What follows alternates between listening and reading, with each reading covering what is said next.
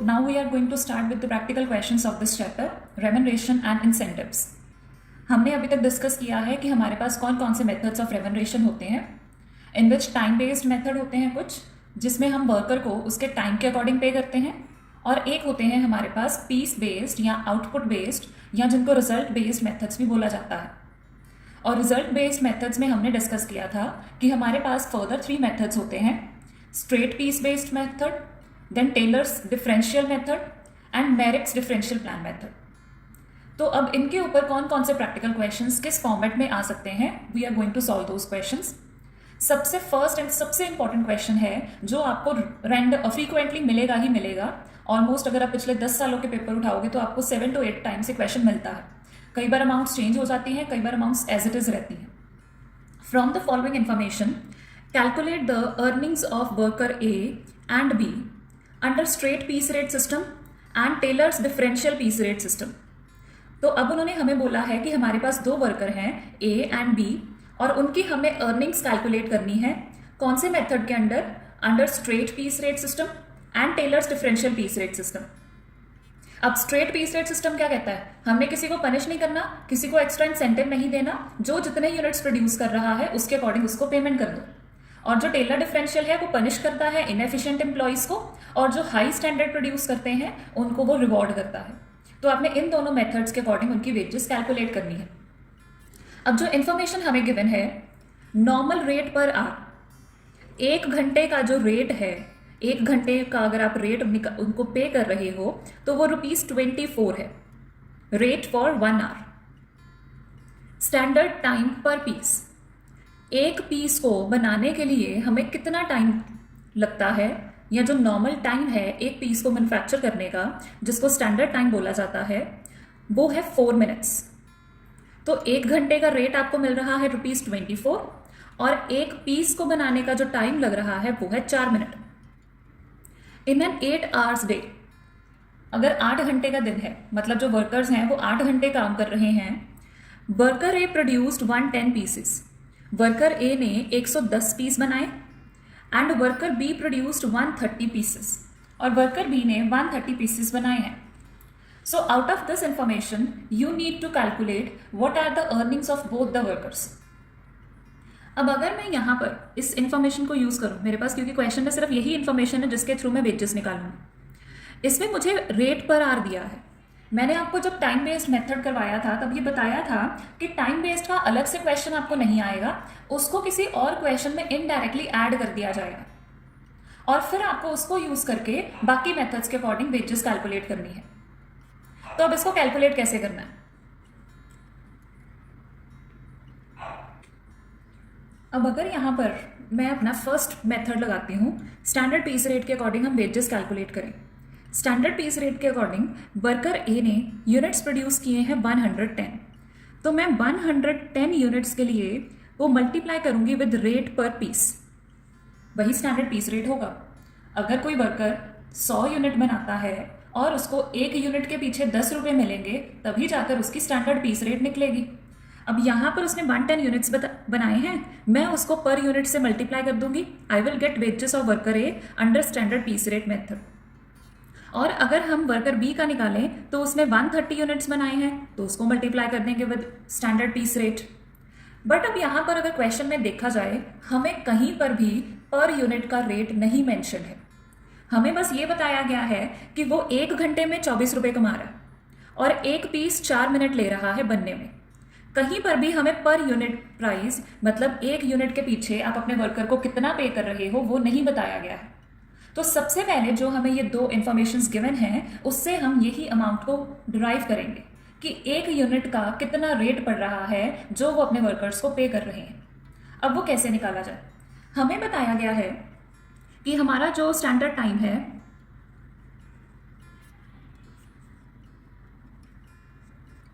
Standard time वो बोला गया है कि हम 4 मिनट लेते हैं तो हम 1 यूनिट बनाते हैं. वी आर टेकिंग 4 मिनट्स, तो उसके कारण जो हम नंबर ऑफ पीसेस बना रहे हैं वो आ रहा है हमारा 1. Standard time per piece is 4 minute. So if we are consuming 4 minutes, we are producing 1 unit. तो अगर मैं यहाँ पर लगाऊं कि मैं 60 मिनट्स मतलब 1 घंटे में कितना प्रोड्यूस कर रही हूँ, this is for 4 minutes, this is for 60 minutes, तो मैं यहाँ पर अब इसको कैलकुलेट कर लूँगी। कैसे कैलकुलेट करूँगी? यूनिटरी मेथड से। You can assume this as your X, और हमने क्या कर दिया? Cross multiply.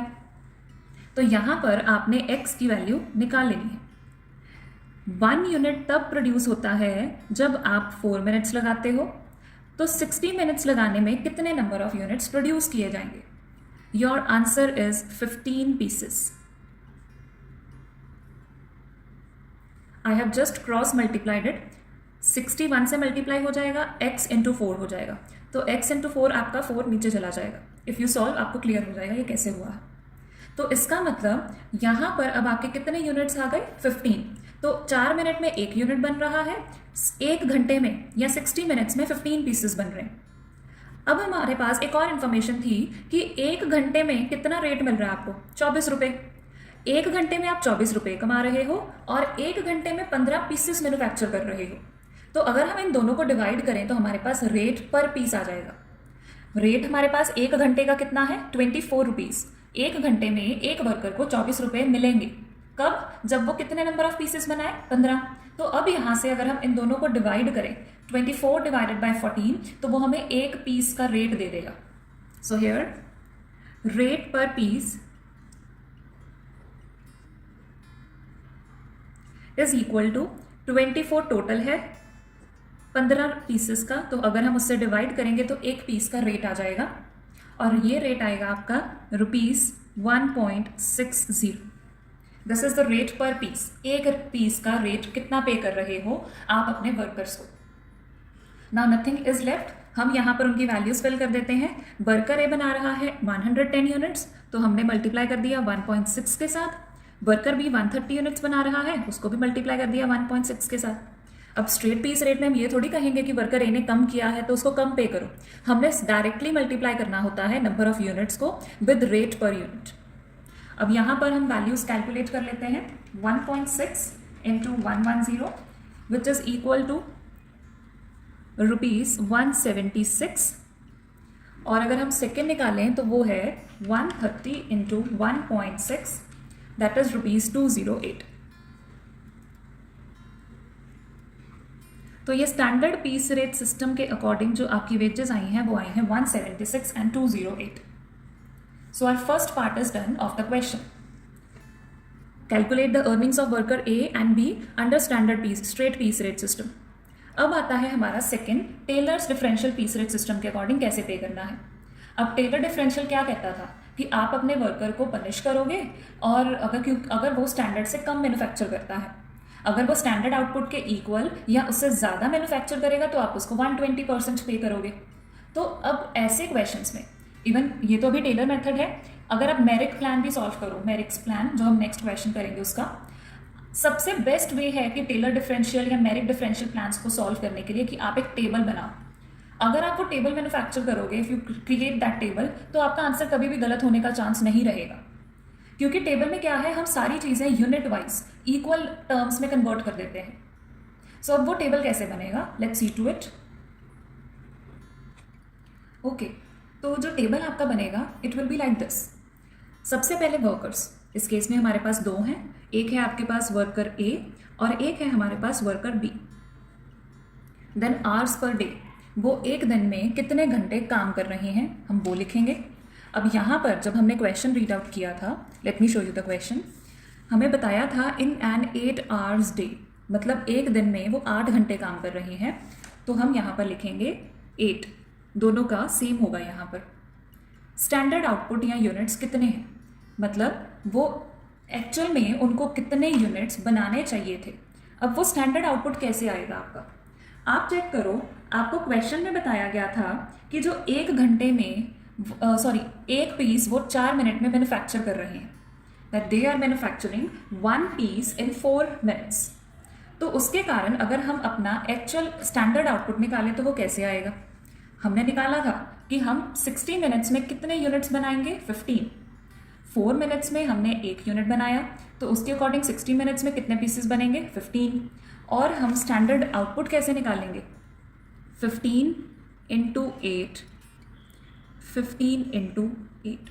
अब वो कैसे? आप टोटल एक दिन में काम कर रहे हो 8 घंटे, 1 घंटे में आप 15 यूनिट्स बना रहे हो, दैट मीन्स 8 घंटे में आप कितने बनाओगे, तब जाकर आपका स्टैंडर्ड आउटपुट आता है for a whole day of 8 hours. I am again repeating, हमने अब ये सारे का सारा टेबल आपका 8 घंटे के अकॉर्डिंग बनाना है जितना आपने काम किया है। तो आपके आवर्स पर डे 8 आवर्स हैं, 1 घंटे में 15 यूनिट्स बनने चाहिए थे, तो 8 घंटे में कितने यूनिट्स बनेंगे? 120। ये बनने चाहिए, ज़रूरी नहीं है कि हर एक वर्कर ने इतने ही मैन्युफैक्चर किए हों, ये आपका स्टैंडर्ड है, आपने इस्टेब्लिश किया था कि इतने यूनिट्स बनने चाहिए। अब अगर एक्चुअल देखा जाए, एक्चुअल में तो वर्कर ए ने बनाए हैं 110 यूनिट्स और जो आपका वर्कर बी है उसने बनाए हैं 130 यूनिट्स। क्वेश्चन नहीं गिवन था हमें। अब हम यहाँ पर एफिशिएंसी चेक करेंगे। एफिशिएंसी चेक करने का क्या मतलब हुआ, हमने जब Taylor's differential piece rate solve किया था, उसका मीनिंग समझा था, तब देखा था कि अगर तो कोई 100% या उससे ज़्यादा मैन्युफैक्चर करेगा तो वो 120% पर पे किया जाएगा, अगर कोई लेस देन 100% करेगा तो वो 80% पर पे किया जाएगा। अब ये देखा कैसे जाए कि उसने 100% या उससे ज़्यादा किया है या उससे लेस किया है, तो उसको कहते हैं एफिशिएंसी। एफिशिएंसी आपकी चेक की जाती है actual production divided by standard production into 100। Actual production divided by standard production into 100। तो अब यहाँ पर देख लेते हैं कि उसने कहाँ कहाँ तक कितना काम किया है।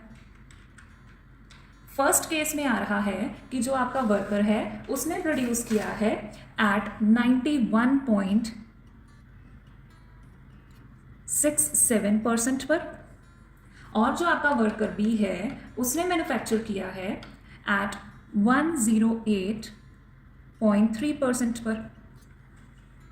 सो इसने 91.67 पर, इसने 108.37 पर परफॉर्म किया है। अब लेवल ऑफ एफिशिएंसी क्या है?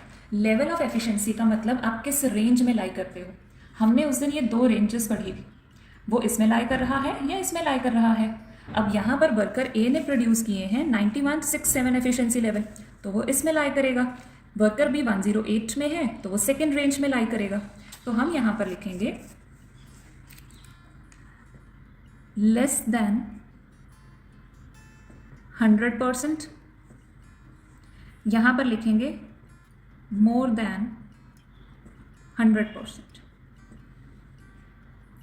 अब आता है रेट पर यूनिट कितना है, कि एक यूनिट का आपको कितना रेट मिल रहा है, वो तो हमने निकाला ही था। हमें एक यूनिट का जो रेट है वो 1.6 है। अभी हम स्ट्रेट पीस रेट में वो निकाल कर हटे हैं 1.6। अब जिस भी वर्कर को आप पे करोगे जो लेस देन 100% पर है, लेस देन 100% पर वो 80% पर पे किया जाएगा, मोर देन 100% पर वो 120% पर पे किया जाएगा। तो अब हम यहाँ पर निकालेंगे कि उसको पर यूनिट रेट कितना मिलेगा अंडर दीज केसेस।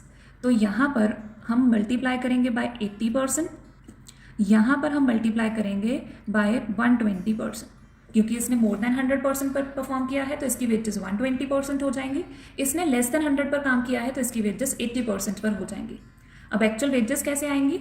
मल्टीप्लाई करना है हमने एक्चुअल यूनिट्स को 110 इंटू 1.6 इंटू 80%, 130 इंटू 1.6 इंटू 20%। तो यहाँ पर आपका फाइनल आंसर आ जाएगा for both the workers. So 110 into 1.6 into 80%, तो वो सैलरी या वेजेस आ गई आपकी ₹140.8। और अगर हम नेक्स्ट केस में निकालें 130 into 1.6 into 120%, 249.6। I am repeating this part again. हमने ये सारे का सारा टेबल 8 घंटे के अकॉर्डिंग प्रिपेयर करना है। तो 8 घंटे उन्होंने काम किया है, 8 घंटे में उनको कितने यूनिट्स मैन्युफैक्चर करने चाहिए थे वो निकाल लिए, बट उन्होंने मैन्युफैक्चर कितने किए हैं वो लिख लिए। इन दोनों को कंपेयर किया तो हमारे पास एफिशिएंसी आ गई, और फिर हमने एफिशिएंसी के बेसिस पर उनकी रेंज डिसाइड की है। रेंज डिसाइड करने के बाद अब हमने देखा कि उनको पर यूनिट रेट कितना मिलेगा, और बाद में मल्टीप्लाई कर दिया विद एक्चुअल आउटपुट, तो आपके पास वेजेस आ गई in all the cases. Now here you need to define everything at the end, आपको सारा कंक्लूड करना पड़ेगा।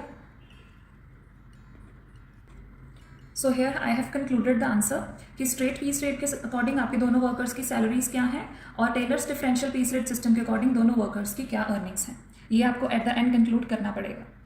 So solve this question at your own. I will give you some extra questions regarding this in your classroom. Thank you.